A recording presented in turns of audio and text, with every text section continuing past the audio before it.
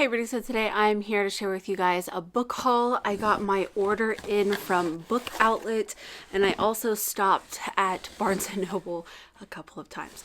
So I thought I would just walk you through some of the books that I've got, some of the books that I'm really looking forward to because I found really amazing deals on Book Outlet.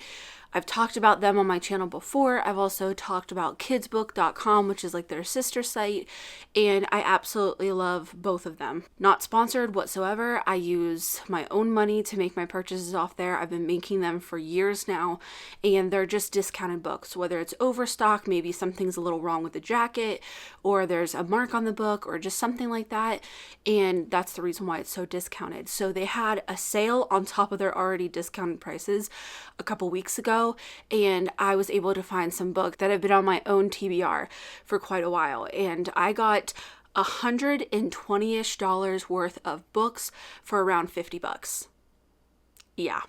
It was that good of a deal. So I was really happy with that. But really quickly, I'll just show you the ones that I got from Barnes & Noble because that's a very small stack compared to what is in the box. So the first book that I intentionally went into Barnes & Noble for was Sundial by Katrina Ward.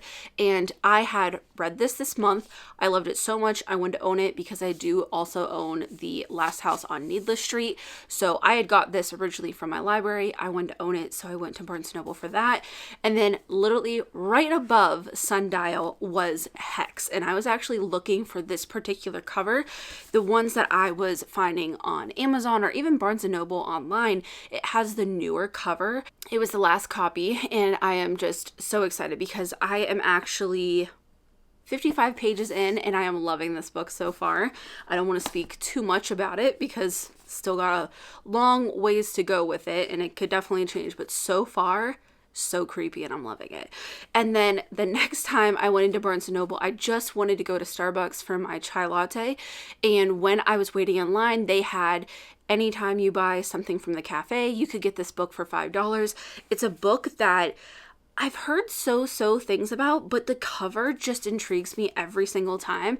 So it's When No One Is Watching, and I just feel like this cover is gorgeous. I mean, obviously it's just the front of like a townhouse, but I don't know why. It just gets me every time I see it.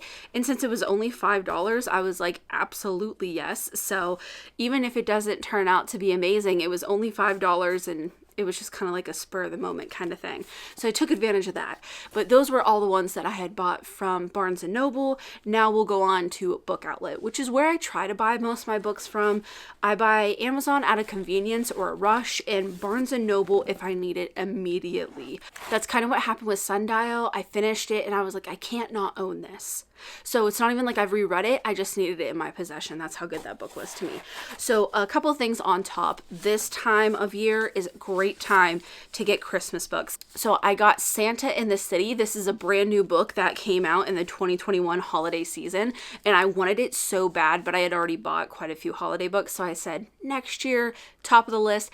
I got this for less than $7 on Book Outlet.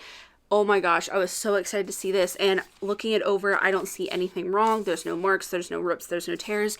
It's probably just overstock. I've noticed that a lot. I think some of the stores are finally starting to get those shipments in that were delayed around Christmas and the other holidays. So I've been seeing a lot of like Halloween pajamas and Christmas pajamas and all these kind of things still in stock when that typically isn't the case around this time of the year, this far into the new year. And then the last and final kids book was actually something that I decided to do around this time when I placed this order. I decided anytime that I went to go buy books for myself, I was going to purchase a kids book that was banned or it was being challenged, something of that, and donate it to our local library. Hopefully one that they didn't already have, or maybe they only have one copy of, something along those lines. So with the purchase of all the adult books that I'm about to show you, so I decided to get this one, Stonewall, A Building and Uprising, a Revolution. So they did not have this one whatsoever. I'm going to read it to my own kids. I'm also going to use it as a read aloud on the channel that I started, Children's Banned Book Library. I don't think I've talked about it here, but it doesn't really have anything to do with me. I'm not attaching my name to it whatsoever. I hope that other creators could also help me in the future, but I just want to make read aloud content on this specific channel of children's books that may not be popular in libraries, but they are important, whether they have important content or they're challenged or they're banned or something along that line. So if you guys want to subscribe to that channel, I'll link it down below. Use it in your classrooms, use it for your kids, whatever. But after I make that video for that channel, and then I also read it to my own kids, I'm going to be donating this to our local library. So on to the adult books. I am so excited with the books that I got. I could not believe I was finding these things. I've recently started getting into BookTube. I haven't been on YouTube much as someone who watches videos herself, but I have been watching like book recommendation videos. There are several recommendations in here that I'm just so excited for. And I'm just going to pull these out and we'll look over them together. So the first one that I got is The Plot. So what I heard about this book was really interesting. So looking it over before I tell you what the book is about, the only thing I noticed is just this black dot down here at the bottom. So that is the only thing that I've noticed with this book. But about the book, it is about an author who has written a book. It did pretty well, but it's kind of like a one-hit wonder kind of thing. And he's just trying to come up with his new book and he's really falling short inspiration-wise. And he is teaching this class and one of his students comes to him and has this excellent idea for a story. He tells the student that it's a great idea and that it'll probably do amazing. So he's waiting for this novel to come out. It's years later and he realizes that that student actually had died. So he decides to take the idea that was the student's and make it into the book himself. And it is a huge success, just like he had told the student it would be. However, there is somebody who is sending him messages saying that they know that he stole the work, and it's just all about that. I heard that this comes together a little quicker for the reader than it does for the characters in the book, but it's okay. I think it's an interesting enough storyline that I still want to give it a shot, and I've heard pretty decently good things about it, just that it was a little bit predictable at some point and that it got a little slow here and there, but I'm just so intrigued by that kind of story that I'm still going to give it a shot. I'm going to try not to say that I'm really excited for stuff. Okay, so this one, just as I said, I don't want to use the word excited a bunch, but this one was literally could not believe it. I was so excited when I saw it kind of pick. So this is Joe Hill's Full Throttle short stories. So I was so beside myself when I saw this because I've really wanted to get this book for a long time, but it's around $18. It is not cheap. I don't really ever see it go on sale, and I've heard such amazing things. So I really wanted to give it a go, but I was always just like kind of held back by the price point, and this was like around $7 on Book Outlet, and the only thing on it is this black little mark here. So I am stoked that I have this. Really eager to dive into this one. So this one is actually not a book that I need to read because I already have, but it's There's Someone Inside Your House. So I've already read this book. I love it, and I actually do own it. However, I wanted the hard copy, and I also wanted the copy that did not have the Netflix sticker on it.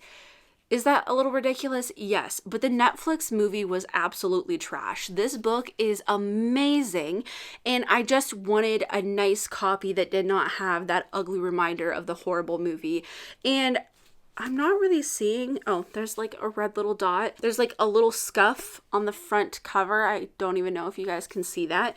And then there's obviously the sticker, but I can take that off. But otherwise, it looks like a great book and exactly what I wanted. So I'm very happy to have this, even though I don't need to read it, but it's exactly what I was wanting. So then these two books, the one I had not anticipated whatsoever, but this one I'd actually heard of on BookTube as well, and it's called The Saturday Night Ghost Club, and I just loved the cover. Oh, let me back up a little bit. So these are all little short horror stories. I guess I don't know how little they actually are, but there's several stories in there. And then this book, if you haven't heard me talk about it, it is about a serial killer who is killing high school students. There's no pattern, there's no connection whatsoever. However, some students are trying to piece it together. It sounds like it's going to be cheesy. It isn't. It's absolutely a phenomenal horror book. It's just top tier. And if you saw the movie, it is nothing like that. So give it a shot if you are interested in that kind of thing. It's by far one of the best kind of like teenage murder, mystery, whodunit, serial killer on the loose kind of books that I've ever read.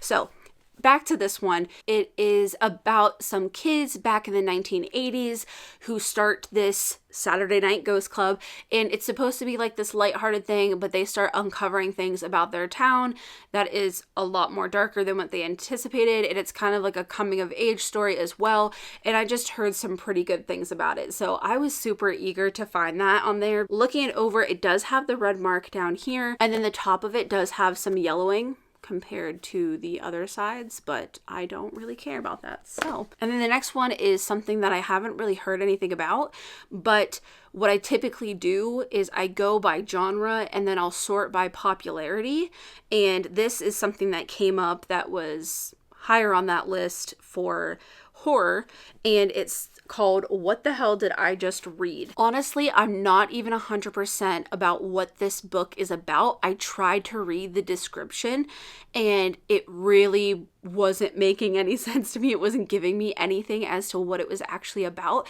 but the reviews about it are amazing and people were saying that it is really creepy. So I'm just going to read you the back of the book because this is what the summary said and I didn't really know how to take this, but it says it's the story they don't want you to read. Though to be fair, they are probably right about this one. To quote the Bible, learning the truth can be like loosening a necktie only to realize it was the only thing keeping your head attached. No, don't put the book back on the shelf. It's now your duty to purchase it to prevent others from reading it. Yes, it works with ebooks too. I don't have time to explain how. While investigating a fairly straightforward case of a shape-shifting interdimensional child predator, Dave, John, and Amy realize that there might actually be something weird going on. Together they navigate a diabolically convoluted maze of illusions, lies, and their own incompetence in an attempt to uncover a terrible truth that they, like you, would be better off not knowing. Your first impulse will be to think that a story this gruesome and, to be frank, stupid, cannot possibly be true. That is precisely the reaction they are hoping for. So again, I'm not really sure, but the reviews were amazing. It was there. Only thing on this is like the little mark on the bottom, but I'm kind of excited for it. It's just like one of those ones where like literally like, what is this? I don't know, but I'm also really interested. So we're going to see about that one. And then the last book that I ordered was another one that I was really happy to see on there because I had been wanting to try it. I've been loving Ashley from Ashley's Little Library here on YouTube. I'll link her channel in the description, but I feel like her and I have similar taste in books. From the ones that we enjoy, from the ones that we don't, there's just so much that, like, it's kind of uncanny how much we agree on. However, of course, there are books that her and I do differ on. But so far, she's the content creator that I found that I just agree with the most on books. So when she said that one of her favorite books of last year was Who is Maud Dixon, I saw it on there and I immediately added it to the cart. So just looking at this thing, I'm not even sure if you'll be able to tell on camera. The cover does look a little worn, just like it's kind of been through the ringer. There's just like some scuffing, there's like a couple marks. It looks like maybe like a razor blade or something had kind of nicked the front, but it's nothing too terrible. Like on camera, I feel like it's looking like it's pretty new, and I don't mind. Again, like it's still readable. There's nothing wrong with the book itself. And I don't see any marks on top or bottom. So it is about a writer who gets a job as the assistant to this famous author named Maud Dixon. Maud Dixon's real identity is super top secret, and that's really all that I know about this book. I did not want to look too much into it. If I remember correctly, I think this is one of the books where she said not to read the summary because it gives a little too much away, and to just go ahead and read it with knowing that much. I love that whole idea of working for a writer whose real identity is unknown and just kind of that secrecy behind it. I think that's really cool. So the storyline itself is pretty interesting, and with Ashley's recommendation, I had to give it a go when I saw it on Book Outlet. But that is everything. I know I'm a broken record about it, but I highly recommend bookoutlet.com and kidsbook.com because they just have phenomenal prices, great books. I'll leave a little list down below in the description box. I will look up the books that I had ordered from there, and I'll leave a little list if any of them are still available available on Book Outlet. Obviously, I'll also have the link for the website as well. I'll also link all these books on Amazon in case you want to just add them to like one of your wish lists or something.